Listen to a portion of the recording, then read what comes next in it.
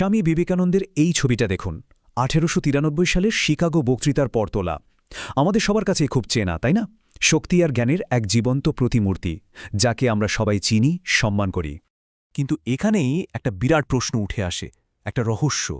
এত স্বাস্থ্যবান, এত শক্তিশালী দেখতে একজন সন্ন্যাসী মাত্র ৩৯ বছর বয়সে কেন মারা গেলেন?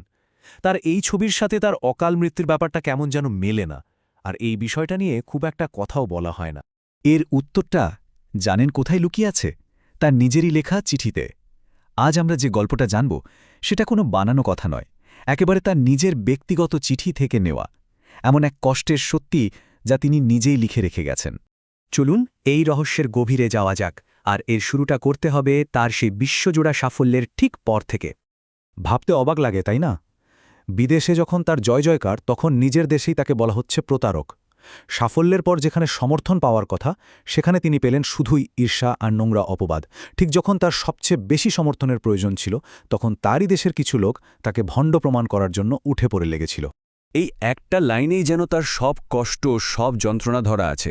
সাবাস আমার দেশবাসী! ভাবুন তো, কি গভীর এক বিদ্রূপ আর কষ্ট মিশে আছে এই কথাগুলোর মধ্যে। কল্পনা করাও কঠিন। তো বিদেশের এই তিক্ত অভিজ্ঞতার পর তার লড়াইটা কিন্তু শেষ হয়নি, বরং একটা নতুন মোড় নিল যখন তিনি ১৮৯৭ সালে দেশে ফিরলেন। দেশে ফেরার পর কি হল?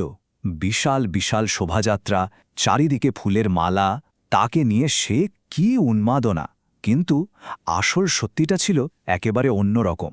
ভারতে তার কাজটা এগিয়ে নিয়ে যাওয়ার জন্য যে টাকাটা দরকার ছিল, সেটা কিন্তু দেশবাসীর কাছ থেকে আসেনি, এসেছিল তারই দুই বিদেশি শিষ্যের কাছ থেকে, মিস মিউলার আর মিস সেভিয়ার।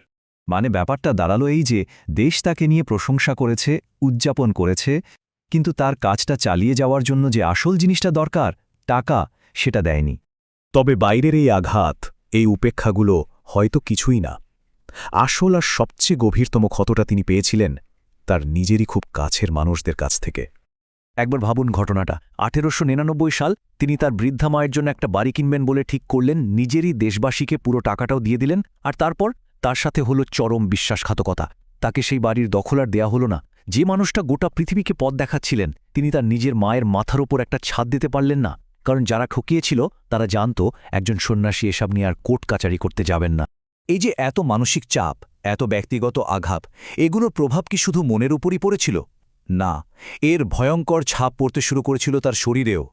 ১৯০০ সাল নাগাদ তিনি ভেতর থেকে এতটাই ভেঙে পড়েছিলেন যে আবার তাকে বিদেশে যেতে হলো টাকা তোলার জন্য।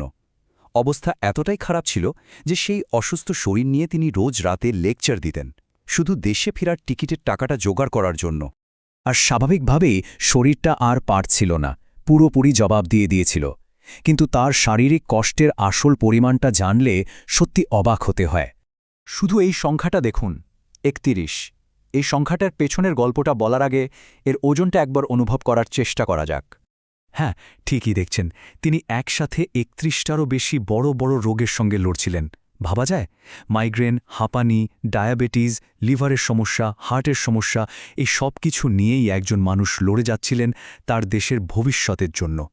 তো স্বামী বিবেকানন্দের জীবনের এই যে কষ্টের গল্প, এটা আমাদের সবার সামনে একটা খুব বড় আর জরুরি প্রশ্ন তুলে ধরে।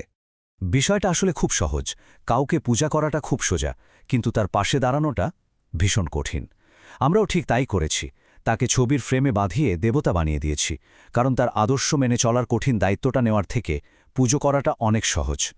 তাহলে শেষ পর্যন্ত প্রশ্নটা এটাই দাঁড়ায়, আমরা কি আমাদের মহান মানুষদের শুধু পূজা করি, নাকি তাদের দেখানো পথে হাঁটার চেষ্টা করি? এই ব্যাপারটা নিয়ে একবার ভাবা দরকার।